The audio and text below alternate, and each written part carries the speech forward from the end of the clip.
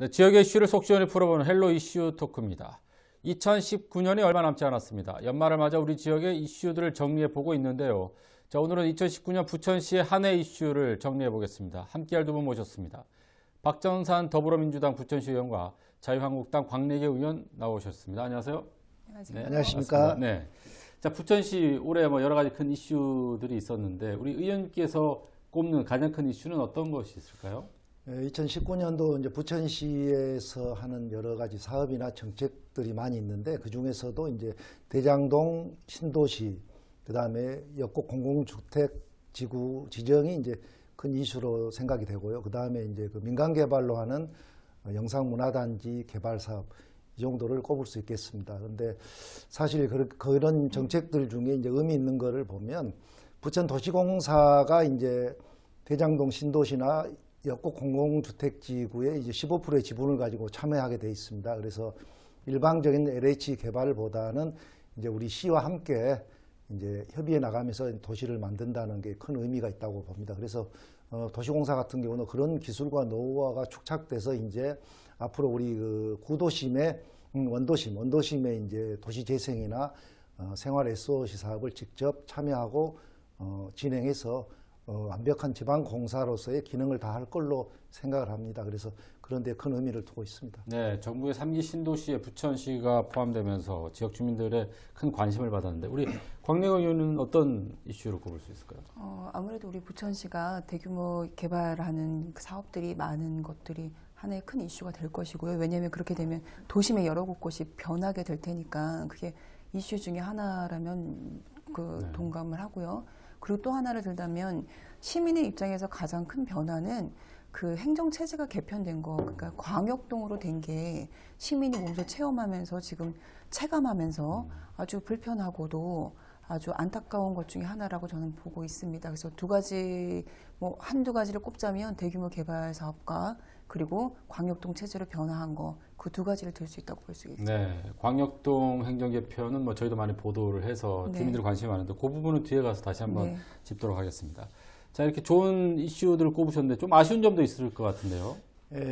사실 아쉬운 점은 우리 그 대장동 신도시를 발표할 때 그 전에 그 계양지구 발표 때 같이 했었으면 토지 상승이나 이런 거를 좀 완화해서 분양가를 좀 낮출 수 있었을 건데 그렇지 못했던 점과 또 철도망 발표가 없었어요. 그래서 대장동 신도시 같은 경우 철도망의 그런 정책을 같이 발표했다고 그러면 서울과 연관된 업무단지라든지 그에 관련된 기업들을 훨씬 빨리 유치해서 도시로서의 기능을, 자족 기능을 충분히 갖출 수 있었을 것 같은 그런 생각이 듭니다. 근데 그런 부분들이 좀 미비하다는 그런 생각이 들고 있습니다. 네, 3기 신도시 조금 시간차를 두고 발표했던 부분이 조금 아쉬웠다 이렇게 말씀하셨습니다. 자, 어떤 부분이 좀 아쉬웠나요? 그러니까 방금 앞서 이제 두 가지의 그 굵직한 사업을 말씀을 드렸는데 그게 이제 우리의 이슈였잖아요. 그 이슈를 중심으로 아쉬운 점은 항상 남아 있는 거고요. 예를 들면 대규모 개발하는 사업과 그리고 영상문화단지 개발하는 게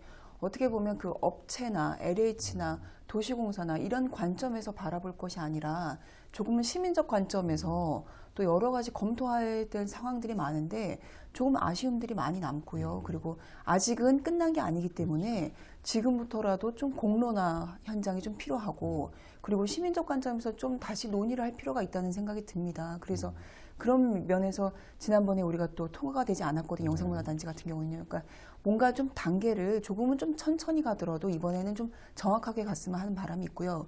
시의 모든 문제들의 그런 면이 있습니다. 광역동 이야기는 조금 이따 하겠지만 그 부분에서도 마찬가지로 시민과의 소통이 부족하다는 얘기를 아주 가장 많이 했거든요. 그러니까 아까 시민적 관점이라는 게 결국은 또 소통의 부재라는 부분과 연결을 지어서 볼 수가 있고 특히나 뭔가 처음에는 소통하는 듯 하나 중간에 가다 보면 소통이 전혀 없어져요. 그러니까 그런 부분에서 참 희한한 우리 부천시만의 구조인지 아니면 사회적 구조인지 모르겠지만 뭔가 소통이 잘 돼가는 것처럼 보이며 끝까지 잘 돼가도록 그 소통의 연장이 좀 필요하다고 봅니다. 그런 부분에서 계속적으로 아쉽고 그리고 또 뭔가 시장님이 계속 하려고 하다 보면 그거를 또 주변에서 또 만류를 또 하는 그런 경향이 있거든요. 그러니까 그런 점은 좀 우리가 좀 시장님이라 하더라도 좀 열어놔야 되지 않나 그런 생각이 들고 또 하나는 이 이번 이제 2019년도는 지난해보다도 어쨌든 정책적인 결정에 있어서 정치적 결정이 좀 많이 크지 않았나. 그게 뭐 거대 여당과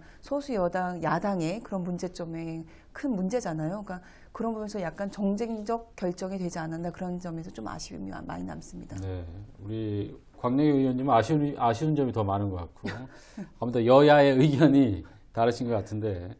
자, 그 광역동 행정 개편 계속 얘기해서 바로 말씀을 좀 드리겠습니다. 네. 전국 최초로 사실은 동을 좀 합쳐서 광역동 행정 체제로 지금 이제 운영을 하고 있는데 네. 한 6개월 정도 운영을 했어요. 네. 지금 어떤 반응들이 나오고 있습니까? 그러니까 일단은 우리가 요즘에 송년회 자리에 많이 가요. 우리 의원들이 가서 인사도 드리고 함께 네. 이제 나누는 자리가 많은데 거기서 나오는 1번이 광역동입니다. 불편해 죽겠다. 왜 불편하다고 하는데 당신들은 실험을 하느냐. 이제 그런 이야기를 많이 하십니다. 그러니까 지난번에 여기 질문에도 보면 논란이 되어 있었잖아요. 그러니까 논란이 되고 문제가 야기된다고 하는 점들을 검토해 보자고 그리고 조금은 천천히 우리 이야기를 들려달라고 했던 게 시민들의 목소리였는데 일단은 해보자. 그렇게 시작한 것입니다. 근데 우리 시민들은 어떻게 보냐면 일단 해보자라는 게 우리는 익숙해지면 된다라고 보는 거예요. 행정에서는. 근데 그 익숙함과 그 익숙하지 않음, 숙달됨이 아니라 매우 부족하고 불편하다는 겁니다. 그러니까 예를 들면 이사를 와서 신고를 해야 되는데 그 동네 주민센터라고 다 붙어 있으니까 글로 갈 거 아닙니까? 근데 가면은 정작 할 수가 없어요. 그러면 저기 광역동으로 가라고 하는데 광역동이 어딘지도 모르고 광역동에 가는 교통편조차도 모르는데 그렇게 가라고 하는 그 자체가 불편하고 다른 동네에서는 있을 수 없는 얘기잖아요. 그러니까 다른 동네와 비교를 하게 되니까 더 불편한 거고요. 그러니까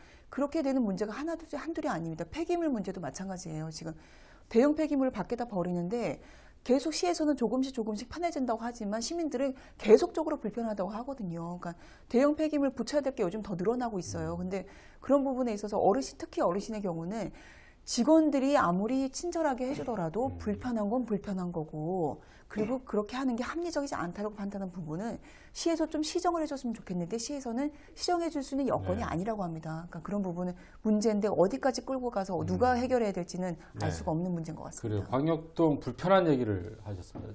불편한 얘기 말고 또 뭐 좋은 점은 없나요?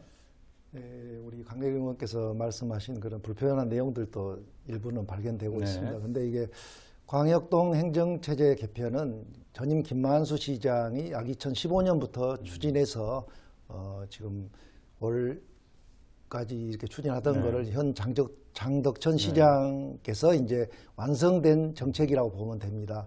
그래서 사실은 올해 7월 1일부터 시행을 했는데요. 사실 6개월이 채 안 됐습니다. 안 됐는데 평가하기에는 조금 이르다는 판단이 좀 들고요. 그래서 그렇지만 이게 시에서 직접 10개 광역동에 이제 235개의 사무를 이관했고 그 사무로 인해서 이제 빠른 행정 서비스도 있고 또 아까 청소 문제도 이야기를 했지만 1광역동 1업체가 관리해서 그런 문제들이 점차 개선이 되고 있는 걸로 알고 있습니다. 그리고 또 이제 광역동의 특성에 맞게 뭐 주거라든지 상업, 공업지역 이런 게 분리가 돼서 거기에 관련된 부서들이 업무를 하고 있습니다. 그리고 뭐 주민 자체가 이제 지역의 그런 사업들을 스스로 할 수 있는 그 기반도 마련돼 있고 뭐 여러 가지 이제 좋은 점들이 있는데 이제 사실 좋고 우리 피부에 와닿는 것들은 사실 체감이 덜 되지만 문제되는 거는 체감이 세지잖아요. 그래서 그런 문제들이 있습니다. 그래서 뭐 일부 광역동 같은 경우는 사무 공간이 부족하거나 민원 공간이 부족하고 주차 이런 문제들이 발생을 하고 있습니다. 그래서 그것도 지금 꾸준히 개선하고 있는 그런 정도고 그래서 한 내년부터는 이제 전면 실시를 하게 될 건데 그렇게 돼서 뭐 좋은 이제 문제점들이 하나씩 해결될 걸로 생각을 합니다. 네, 이 광역동에 대해서 찬반 양론이 계속되고 있는데 문제점들은 이제 개선해야 될 필요가 있을 것 같고요. 계속 의원님들께서 지적을 해 주셔야 되지 않을까라는 생각이 듭니다. 지역화폐가 올해 이제 경기도 전역에서 지금 시행을 되고 있고 부천페이가 지금 발행이 돼서 뭐 긍정적인 부분도 있고 뭐 부정적인 부분도 있을 수 있는데 어떻게 생각하시나요? 우선은 좀 흐름을 좀 봐야 된다고 봅니다. 그리고 아까 말씀하신 대로 우리가 3개월 지나고 6개월 지나고 우리도 차츰차츰 그 추이를 보기 위해서 기다리거든요. 근데 부천페이는 지금 한 6만 9천 정도가 발매가 됐어요. 카드가. 그 중에 한 7%는 한 2만 5천 정도는 그 임산 그 우리 출산 장려금 네. 그리고 청년 지원 이런 걸로 이제 정책적 카드를 발매했고 나머지 한 3% 정도, 5% 정도는 일반 시민들에게 발매가 됐다고 합니다. 근데 그 일반 시민들도 따져보니까 공공기관에 있는 우리 직원들이 대다수예요. 그렇다면은 이 부분에 대해서는 이제 한번 좀 점검해보고 한번 짚어보고 넘어가야 되는 게 인센티브 제도가 있습니다. 인센티브 제도가 있는데 인센티브 제도를 계속적으로 언제까지 줄 것이냐. 지금 명절 때는 10%고요. 일반 달에는 6%를 지원합니다. 그러면 우리 87만 시민들 중에 한 5%에서 우리 공공기관에 계신 분들을 빼면 한 2, 3%에 남짓하는 우리 시민들에게 인센티브를 계속적으로 지원하는 게 맞느냐, 언제까지 줄 것이냐, 이 방식으로 계속 갈 것이냐, 그런 정책적인 판단을 좀 해야 될 것 같고요. 왜냐하면 복지라는 게 보편적 복지로 가야 되지 어떤 특정한 집단에게만 주면 안 되는 거거든요. 특히나 공공기관에서 근무하는 우리 공직자들에게 특히나 이런 게 수혜로 돌아간다면 전체 시민의 혈세를 얻어서 전체에게 나눠주는 것이 온당하지. 어떤 일정 부분에 대해서 그걸 또 부천페이도 알지도 못하는 분들 아직 많으세요. 오히려 안타까운 현실이지만 제 주변에 굉장히 검소하신 분들은 그러니까 검소하다 안 하다의 그런 판단이 아니지만 검소하신 분들이 부천페이를 빨리 가서 할 거라고 생각한 거예요, 저희는요. 근데 왜냐면 인센티브를 주니까. 근데 여쭤봤더니 왜 안 하시냐, 일반 시민분에게 여쭤봤어요. 왜 안 하시냐 했더니 우리가 그 50만 원을 한 달에 거기다가 축적하는 거 내가 쓰는 돈이지만 그 현금을 거기다가 넣는 자체가 우리한테는 부담이다.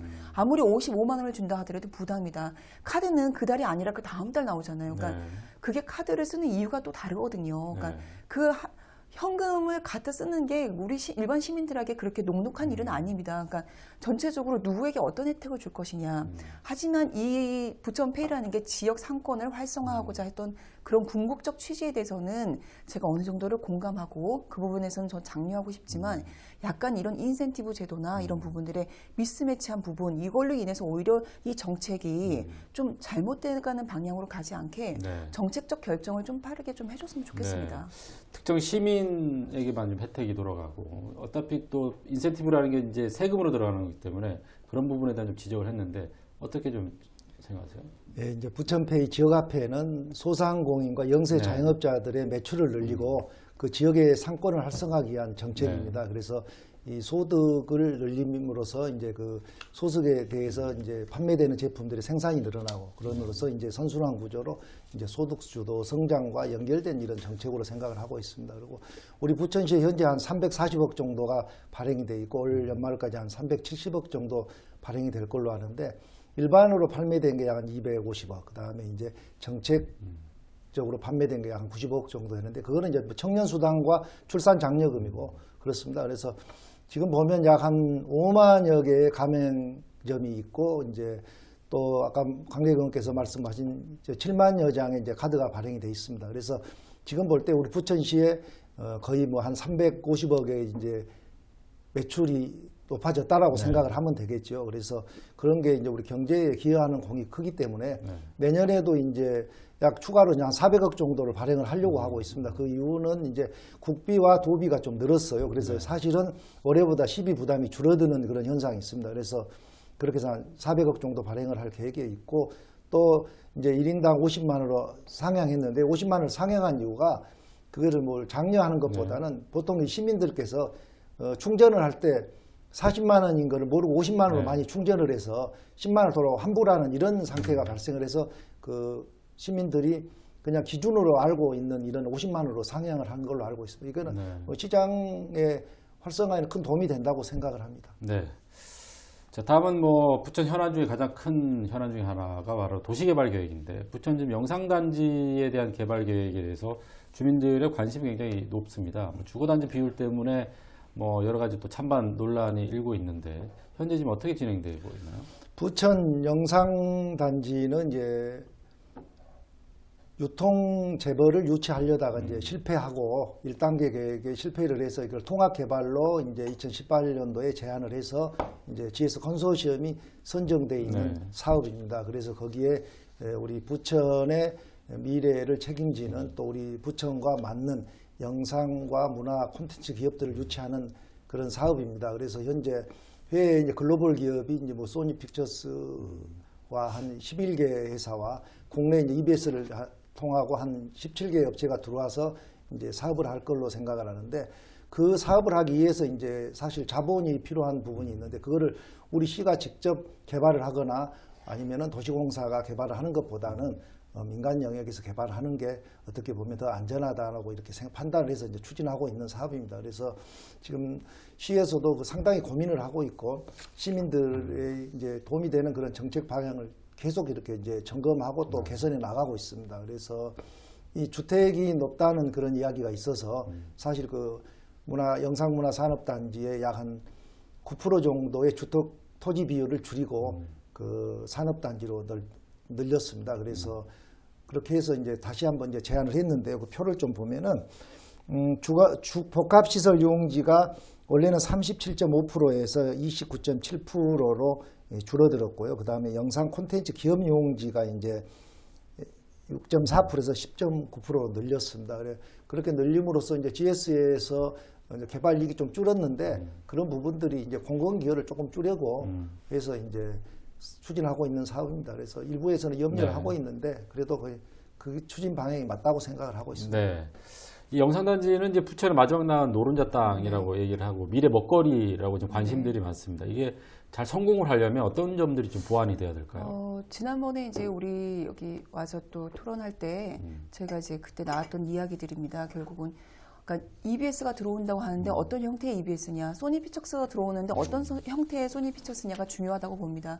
어떤 기업적인 정상적인 활동이라는 게 가능해야 우리 시에도 보탬이 되는 거거든요. 그러니까 제조를 하고 생산을 하고 우리한테 판매를 하고 그 수익금 또는 그런 세금이 우리 시에 들어오는 그런 선순환적인 구조로 들어와야 되는데, 네. 지금으로는 소니 피처스에서 한 10명 이내의 직원들이 넘어온다고 하고요. 그러니까 그게 우리 시에 어떤 보탬이 될까, 어떤 정상적인 기업의 형태로 들어올까, 그런 약간의 의구심이 아직도 남습니다. 그래서 그런 부분에 대해서는 시가 좀 더 적극적으로 내용적으로 분명하게 해야 될 부분이 있을 것 같고요. 특히 네. 들어오는 기업체도 어떤 형태로 들어오는지까지도 확인을 해야지 우리 시에 보탬이 되는지 안 되는지, 먹거리가 될 수 있는지 이런 걸 확인할 수 있다고 봅니다. 그런 부분에서는 좀 끝까지 좀 살펴야 될 내용인 것 같습니다. 네. 자, 이제 뭐 준비한 시간이 얼마 안 남아서 마지막 질문 좀 드리도록 하겠습니다. 올해 한 해 이제 시의원으로서 열심히 이제 의정 활동을 하셨는데, 지난 1년을 좀 돌아보는 감회를 좀 짧게 말씀해 주시죠. 예, 올해 연초부터 지방의 기초의회에서 불미스러운 일들이 발생을 했습니다. 그래서 국민들로부터 지탄도 받고 그랬는데요. 그래서 우리 부천시에서는 의원 행동 강령 조례를 개정하고 그다음에 국외 공무 출장 조례 등도 이제 개정을 해서 앞서가는 의회를 만들었다고 생각을 합니다. 그리고 또 이제 개인적인 의정 활동으로 뭐 입법 한 추진하는 것들이 있는데, 이제 교통 안전 증진에 관한 조례라든가 그다음에 공중 화장실 불법 촬영 예방에 관한 조례, 이런 것들을 제정을 해가지고 우리 시의 여러 정책들에게 보탬이 됐다는 생각을 합니다. 그리고 의회 운영위원장으로서 우리 그 여야가 합심하고 협치를 잘했다. 그래서 시의 현재 기능도 강화됐다는 그런 생각과 또 우리 의원들이 감사하다는 그런 마음을 갖고 있습니다. 네. 자, 광명 의원도 올해 한 해 한번 정리 좀 해주시죠. 그러니까 저희가 한다고 아무리 해도 늘 부족하게 또 보이고, 또 가끔은 또 어떤 특권 의식으로도 보이고, 이런 것들이 좀 있는 것 같습니다. 네. 그래서 그런 부분은 저희가 좀 더 열심히 해서 좀 더 그러니까 뭔가 보편적으로 해소해야 되는 그런 역할들을 더 앞장서야 될 것 같고요. 그리고 시의회도 예전이랑 다르게 많이 좀 바뀌었거든요. 그러니까 그런 부분에서는 좀 격려도 많이 해주시고 칭찬도 많이 해주시고 또 많이 불러주셔서 많이 일을 시켜주시고 앞으로도 그렇게 해주셨으면 좋겠습니다. 그러니까 아무리 얘기해도 저희가 많이 부족한 것 같고 좀 더 열심히 해서 더 많이 좀 많은 혜택을 시민들에게 돌려드리고 싶습니다. 네. 이제 선거 때만 우리 저 시민들을 좀 바라보지 말고 평상시에도 좀 바라볼 수 있는 의원님들이 되시고요. 내년에도 조금 더욱더 활발한 의정 활동을 통해서 지역 주민들에게 다가가는 그런 의원이 되시기를 바라겠습니다. 자, 오늘 뭐 여러 가지 얘기도 나눴는데 좋은 말씀 감사드리고요. 다음 기회가 되면 두 분 다시 모셔서 얘기를 좀 나눠보도록 하겠습니다. 오늘 말씀 고맙습니다. 감사합니다. 고맙습니다. 자, 헬로 이슈 토크 오늘은 부천시의 올 한 해를 짚어보는 시간을 마련했습니다. 시청해 주신 여러분 고맙습니다.